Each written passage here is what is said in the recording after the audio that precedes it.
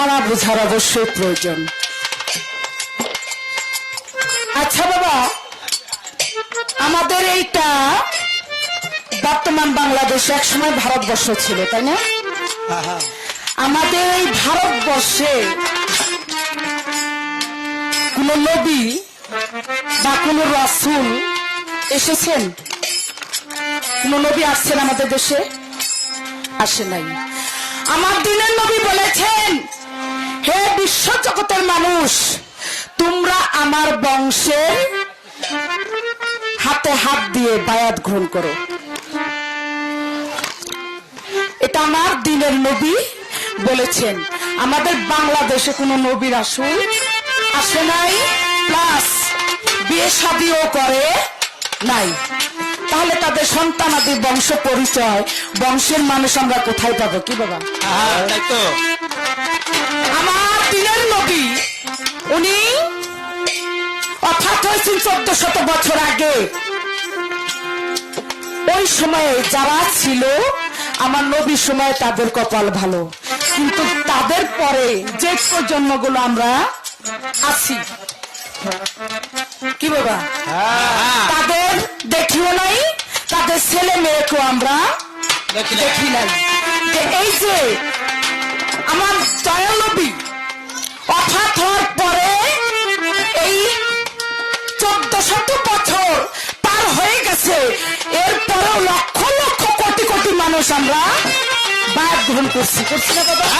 তাই তো। ভান্ডার শরীফে গেলে দেখা যায় মানুষ কি পা ফেলানোর জায়গা নাই।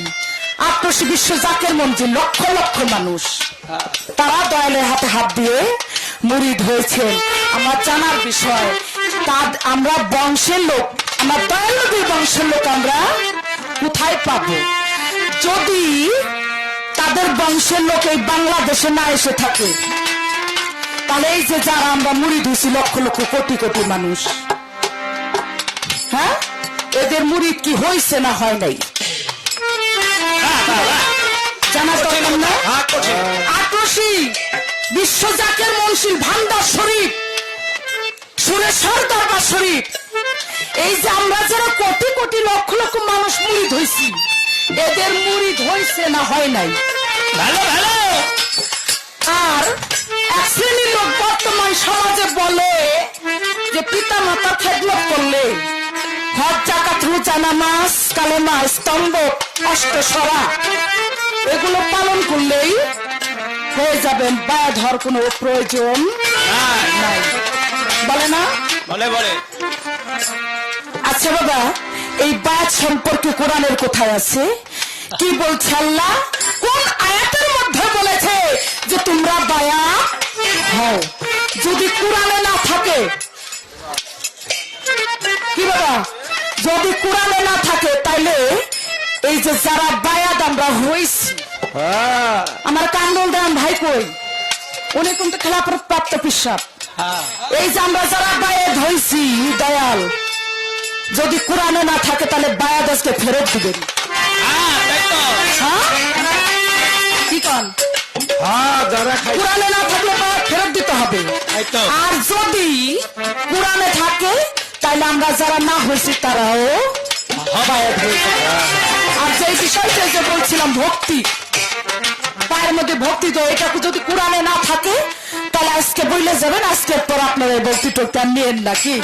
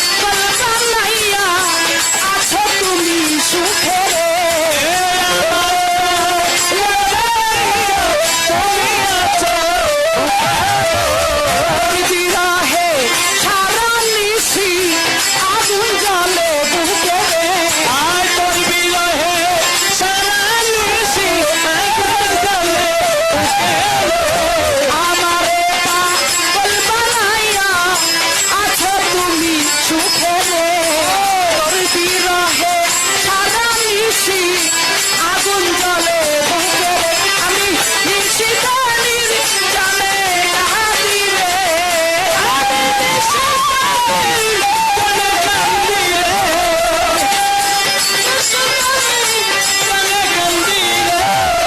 আমি নিশিতানির জানে কাঁদি রে রে মুক্তায় আমার তাই কইলা বাজান কুম্পা দেশে লুকাইলা এত পাশান হইলা ওই আমার রচনা কোন কারণে আমায় ভুলিয়া রইলা আল্লাহুম্মা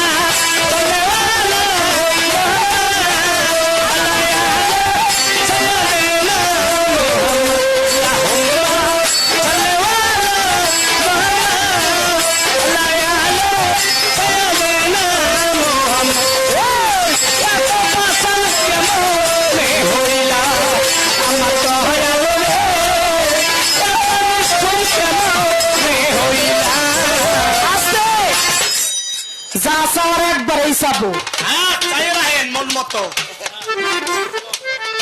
দয়াল যতক্ষণ আছে রোগ বেলায় কিন্তু সারবো না হ্যাঁ।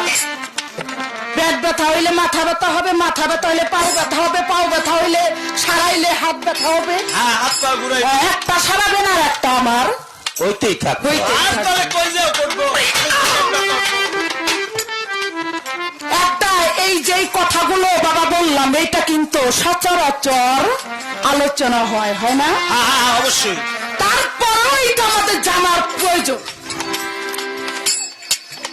কেননা এক শ্রেণীর লোক আছে গাল ফুলা, গালের মধ্যে মাছি গেল আর আইলে ঠিক পায় না, কিন্তু ফতোয়া ঠিকই ছড়ে।